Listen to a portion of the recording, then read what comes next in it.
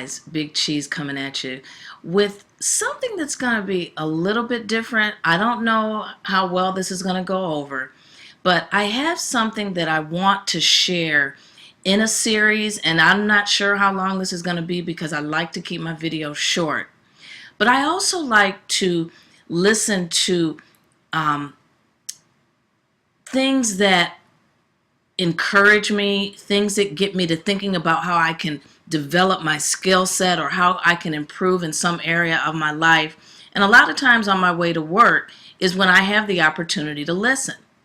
So what I wanted to do is just take some time to read some excerpts from a book by Stephen Covey called The 7 Habits of Highly Effective People.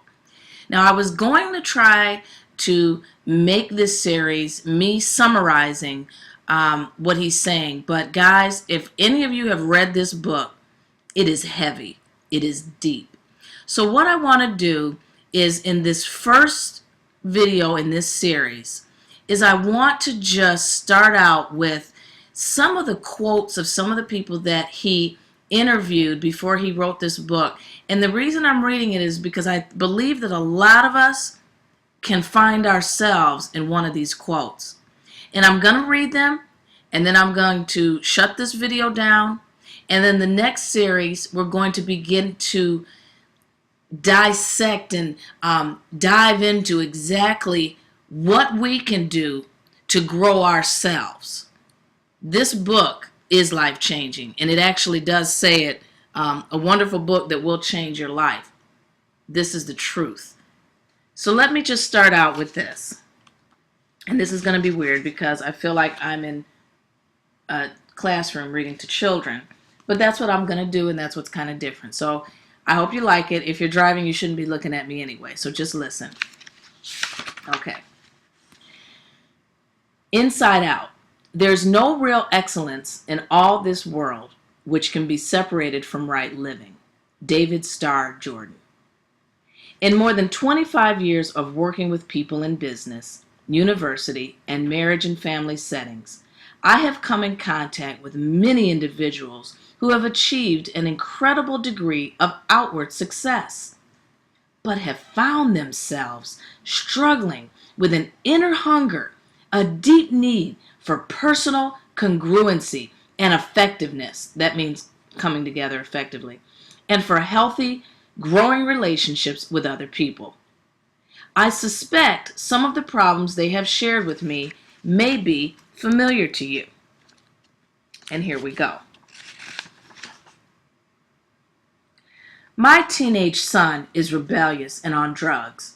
No matter what I try, he won't listen to me. What can I do? There's so much to do, and there's never enough time. I feel pressured and hassled all day, every day, 7 days a week. I've attended time management seminars, and I've tried half a dozen different planning systems. They've helped some, but I still don't feel I'm living the happy, productive, peaceful life I want to live. I want to teach my children the value of work, but to get them to do anything, I have to supervise every move and put up with complaining every step of the way.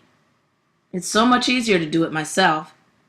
Why can't children do their work cheerfully and without being reminded?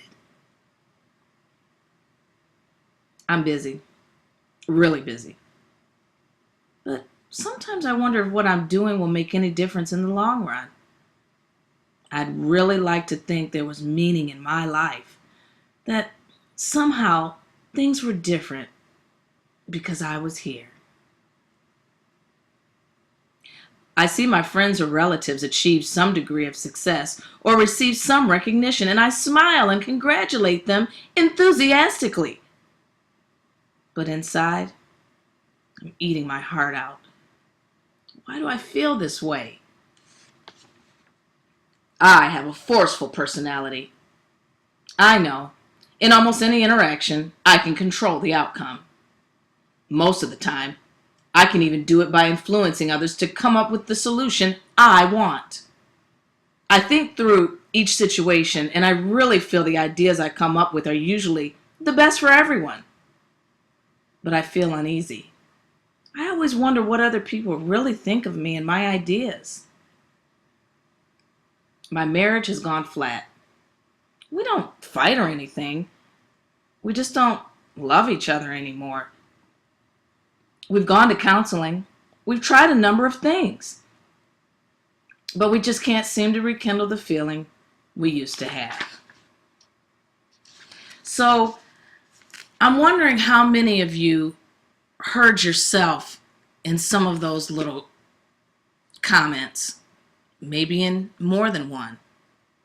And I want you to just, as your first assignment, think about, how do you really feel about where you are right now in your life and what you're doing? And then part two, if you knew how to change it, what would you want the result to be? How would you like your life to look? All right, Big Cheese, again, 2 assignments. Number 1, look at your life. Look at what's going on, how you're affecting people, how you're interacting. Are you where you want to be? And number 2, if you knew how to change to doing what you wanted to do, to fixing the things you need to fix about yourself, how do you see yourself in that fixed state? All right, guys, Big Cheese has already made this too long.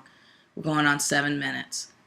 I really hope you enjoy this series, and please comment below if you like the reading. If you'd like me to take my face off and you just hear my voice, that's fine. But I am going to have some, nice pictures in the background, so please look at that. All right, guys. Bye-bye.